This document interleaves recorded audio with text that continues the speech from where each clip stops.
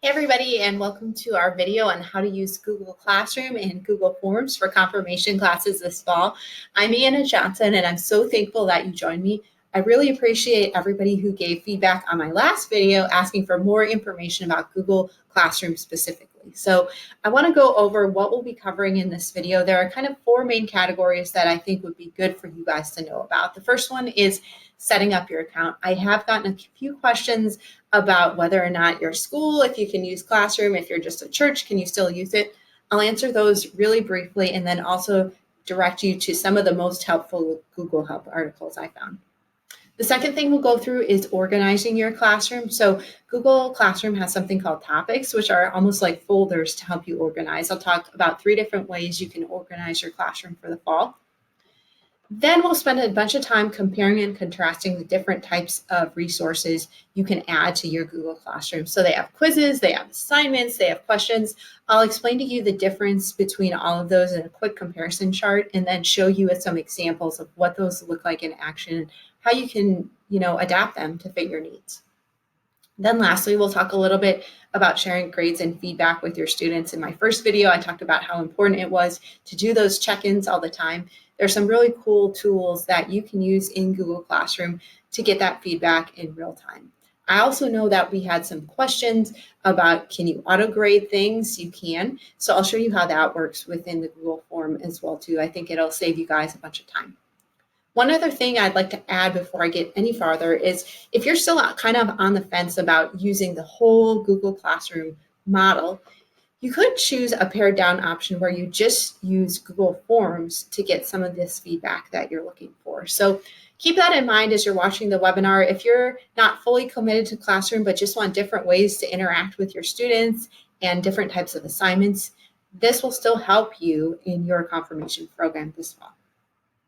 So the first thing I want to go through are the different types of accounts you can use Google Classroom with. So when Google Classroom started, it was definitely started as connected with Just for Schools with Google for Education accounts. So if you are a church that has a school and you already are using Google Classroom in the school, please use the school account and just make a new class for your confirmation class. It has a lot more functionality for schools and also has some built-in supports if you're working with children under 13, which would apply to most confirmation students. The second option you have, if you don't have a school account, but you normally use G Suite for nonprofits, which some of the larger churches might use, you can use Google Classroom through that account as well too. There's a button when you go to classroom.google.com at the very bottom, and it says use this if you're connected with the G Suite accounts. So be sure to check out that option if you fit into either of those two groups. However, there is a third option if you're just kind of an individual. If you have a Gmail account, you can still set up a Google Classroom. Now, it's very important to read all the documentation on this. Google does not recommend having children under 13 with the individual account just because of how it's set up, and it has, a little bit less functionality than the full-blown school model. However, as we talked about in the first video, if you're doing this confirmation from home, it's important to have the families involved, and chances are it's really going to be the families' email addresses that you're communicating with. It's going to be a partnership with you and the parents. So just keep that in mind as you're structuring your account to make sure you're making it as safe for the students as possible, and then also following as many of Google's rules as you possibly can. It's very important to follow their rules when using their software or their program. So I'll link to a few helpful articles that I thought were, the most concise, the most helpful in the description of this video so you can read up on it yourself. But what I really want to get into today is how to organize your classroom and how to set up your classroom. So the first thing you need to know about when getting ready to use Google Classroom is to think about how you want to organize things in there. Google has something called topics, which are the main driver of how you organize different sections of your class. And I could see this working about 3 different ways for your confirmation class. One, you could organize it by week and then always have the next week at the top. So you could have one topic for August 3rd and have everything for that day under there. And then one for August 10th, have everything for that week under there. The second thing is you could do it by subject matter. So you could do it by part of the catechism or by even part of the 6 chief parts you're working on. So you could have one section just for the first commandment, just for the second commandment. In my example that I'll show in a couple minutes, I've chosen the second route to go. And then your third option would be to organize by type of resource. So you could put all of the quizzes together, all of the videos together, all of the memory things together. It's really up to you and how you want to use the classroom, which of their tools you want to use for organization. So I know it's always easier to see something than to have me just talk about it. So we're going to go into my test confirmation class here. And to see what I'm talking about, you'll just go over to this classwork tab. And then you can see I have these big sections set up here. The big sections are the topics. To create a new topic, you'll just go up here and click on create topic, and then you would add whatever you want in there. Now, the nice thing is if you start up your structure one way and then you're like, oh, I don't really want it that way, this is a very flexible tool. So you can see here, I have two examples. This first example would be if I did it by kind of subject matter. And then this example would be if I did it by type of resource. But if I decided later on I just wanted everything by subject matter, you can definitely change that. So what you would do in order to move things around within a topic is you would just click on these three buttons right here. You would do edit. And then over here on the sidebar, you could just change the topic. So I would just change this to the first commandment, click save. And then you can see that that resource went back into my first commandment section. Now you can see I still have this lonely one hanging out here in quizzes, which I don't want anymore. You can also delete a topic altogether and it won't delete your actual coursework. So if you choose that option, you would just click delete, it'll delete it, and then it goes back up into your uncategorized category. So again, it's a lot easier if you took some time before you even got in classroom to organize your class. Most of you probably have done this already. You know kind of what your syllabus is for the year. Make sure you have it plotted out. It'll save you a lot of time as you're organizing the resources. After you have all your setup for topics, the next thing you're going to want to understand are the different types of classroom resources. There's about four main ones. There's assignments, quiz assignments, questions, and materials. And I thought the most helpful way to talk about these would be to have a quick comparison chart. So I created this. I think for most of you, the assignments and the materials are going to be your best bet, but I want to talk through each option. The first thing to note is that there are something called assignment and quiz assignments. As I was reading up on these and looking them up online and testing them out myself, they're almost exactly the same. The big difference I found was that with the quiz assignment, when you set it up, Google automatically creates a form to go with it. Now, that's good and bad. In some cases, you'll want to use a form as a quiz, but in other cases, you might not want that. So what I would recommend, since both of these features lets you link to external resources, they both let you have a due dates, they both let you log points, they both let you have a rubric. I think what would make things easiest on you is if you just use the assignment feature. There's really not any big differences, especially when you're talking on a confirmation level and not a full-blown school level. So definitely go with the assignment feature when you want to assign something that has a grade attached with it. The next thing you might find quite helpful is the questions functionality. And this is basically like a form, but it's just restricted to one focused thing. The other nice part about questions are that it lets students interact with one another. So you could choose to use assignments for things like memory work or forms that students are tuning in, and then use questions when you want students to talk with each other and build those relationships like we talked about in the first video.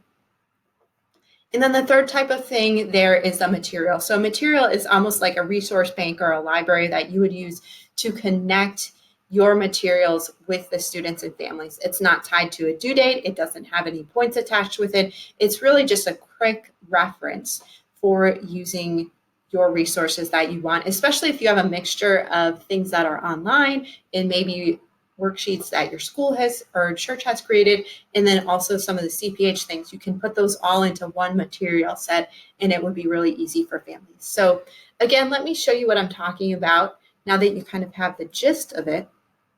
So you can see that these little icons on the left-hand side here have the different resources. So this is an example right here, this first one, of a material. And I'll just go in my edit thing here. You can see I don't have much in there.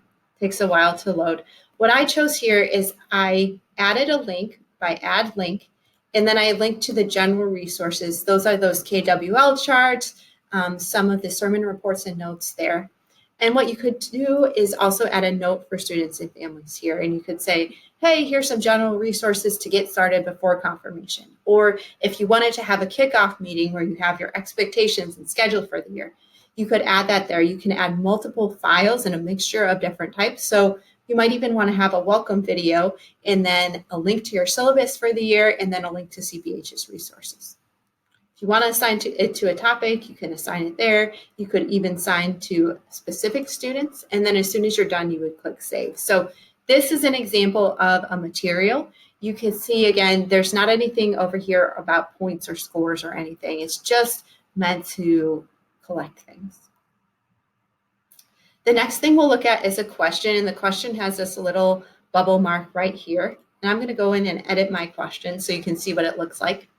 You can see it says, I wrote in what is the first commandment. If you have instructions you want students to follow, maybe remind them where to find the first commandment, you can do that. And then on the side here, you can assign different points values and due dates. The nice thing here is that you're not locked in until anybody has submitted anything. So if you need to change the due date, that's really easy. And then here on the side is where you can have students reply to each other or edit their answers. So if you had a general question for your class, maybe something like, how can we pray for you this week? Or send an emoji to show how everyone's doing. This would be a great thing for the question type because it lets students check in with one another. I was just talking with another class earlier in the week, and she was saying, we have so many kids, it's hard to check in with them on Zoom all the time. Something like this questions feature could be another way that you could check in with them.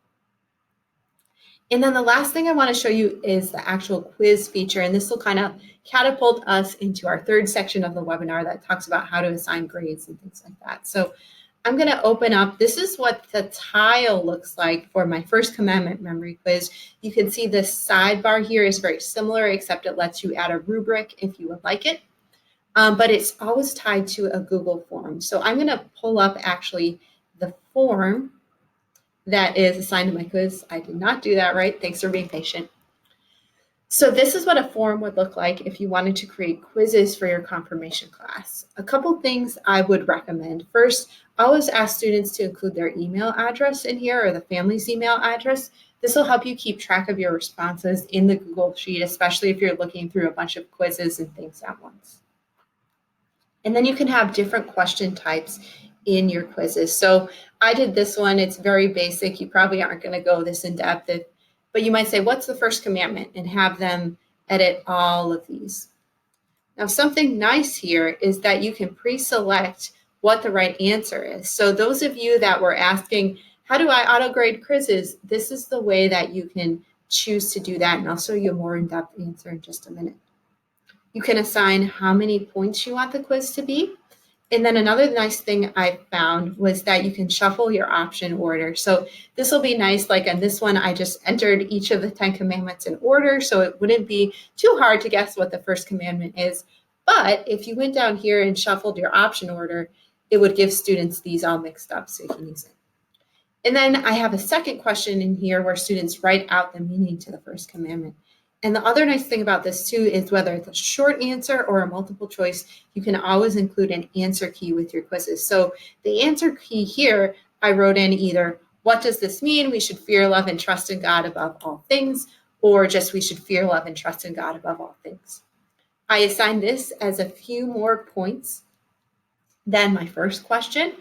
And you can choose whether you want to auto-grade things, mark things as incorrect automatically. So this is really nice if you're looking for kind of a shortcut on grading things.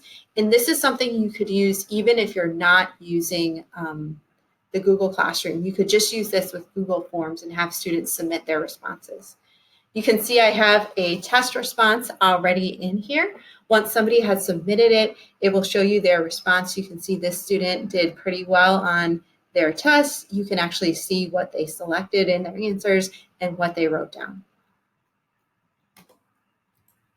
So that is just a brief overview of the 3 different types. Again, you have assignments, you have questions and materials that you'll want to use and choose for your confirmation class.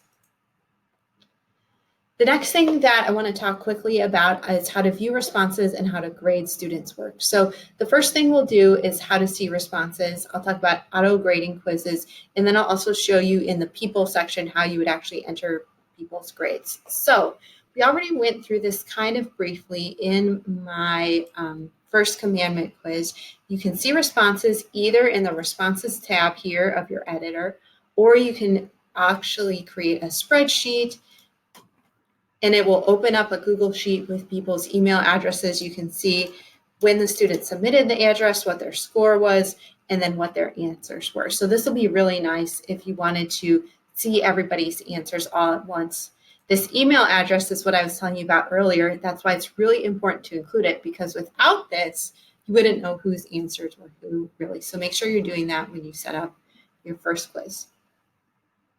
I'm going to go back to my classroom here and show you a little bit about how this would work. So I have a bunch of things set up for the second commandment, but I'm going to pretend I'm going to set up a new quiz for the second commandment. So you'll just do create assignment, and then you would go add, and then you want to do create and then forms.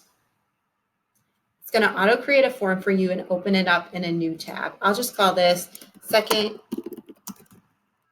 commandment quiz. Now, if you want it to be a quiz and not just a form, there is one important thing you need to do, and that is to go up here to the settings cog and go over here to the quizzes tab and select make this a quiz. This is the only way you can get the auto grading, the auto responding in there. So do this before you do anything else when you're setting up your form. You can choose how you want to release people's grades. So if you want them to see their grade right away, or if you want to review them first. If you're doing kind of free text things, I definitely recommend doing it later after manual review. And then you can actually choose whether or not the students see the different values. Another thing to do here is that you want to make sure to collect email addresses. And you also might want to say you want to limit after response. You can say if you want them to edit or not edit afterwards. Make sure you have all these settings exactly the way you want them before you start the quiz. Okay, you can see as soon as I changed that setting, it added this email validation comment right here. So I'm going to say for my second commandment quiz, say I want to do what is the second commandment. Then you would choose what you want here. We'll just do multiple choice. And I might say, you shall have no other gods. And I'm, just to save time, I'm going to start copying them out. We'll do maybe just 4 options here. You shouldn't misuse the name of the Lord your God. Remember the Sabbath day, and honor your father and mother. Okay, once you have all your options in there, click on the answer key, and then it lets you select which one is the right answer. So in this question, there's only one right answer. You could even add little feedbacks maybe to the other ones, like great job or something like that. And then you could assign the point value right here. So say I want this to be 5 points. I could do that there. So what this will do is help you. It'll auto grade it when it's done. Another thing to make sure is that you hit this required button. Otherwise, students could accidentally not take the quiz. I know that happened once to me in college. I just forgot to hit enter on an answer. Thankful I had the forgiving teacher that helped me. But make sure you hit required so that students actually remember it. And then again, do this hamburger menu, click show and shuffle option order. Then you can always add a new question. I just cloned this first one. And then you might want to do write the meaning of the second commandment. And then again, if you want to auto grade these things, click on answer key and you can add different versions of correct answers. So to save time, I'm just going to copy this right over from catechism.cph.org. And I'm going to add 2 options for the correct answer, one with the what does this mean and one without it. And then you can choose whether you automatically mark everything else as incorrect or not. I'll just select this. And then I'll make this a few more points since students have to actually write something down here. And then I'll click done. Another thing that I recommend is as soon as you enter the title up here, it sometimes take a minute to refresh. So make sure you do that up here too. Just click in this box and it'll update your title. It saves in real time so that when you go back to your confirmation classwork, if I did everything right, it should have your memory quiz right in there. And you can see no people have turned it in. I've assigned it to 2 people in my class. Then you can view it and use it that way. So I hope that helps for those of you who had questions about grading. The next thing I want to show you on the grading tab is this grades area here. So you can see here's my class. This is an overview of all the assignments I've created. And as soon as an assignment is started, this is my 3rd commandment started assignment, you can see that it adds a new option for a grade in there. And you can see that my other Anna Johnson, my alter ego, student Anna, has not yet filled out this quiz, so there's no grade in here. One thing I would let you know, though, is that the grades in the forms don't automatically correlate for the scores in here. So make sure when you're setting up your assignment that you're making the point values match so that the grades would automatically match here. And then you will need to go fill in your other answers. So say Anna filled this in offline. You could also just fill this in here if you had a mixture even of sermon reports that weren't submitted through Google Classroom and then online quizzes. You could do it in this view so that you get everyone's assignments and classwork organized there. If you want to add more students to your class, it's under this People tab. You can even add more teachers, and then whoever you add as a student here, they'll automatically appear in this grades area. So let me go back to my outline, make sure I didn't miss anything. So just a quick recap: to see responses, you would go back to your forms, click on the responses tab, or go to that Google sheet you have. You can auto-grade quizzes, and you can enter grades through that grades tab within Google Classroom. I believe that is it for today. Thanks, guys, for watching this video. I know I covered a lot of information in a short area. If you like the video, please give me a thumbs up, send me a comment, and if you'd like to see more videos like this, let me know, and we'll be sure to help you out some more. God's blessings on your confirmation prep, and we'll see you soon.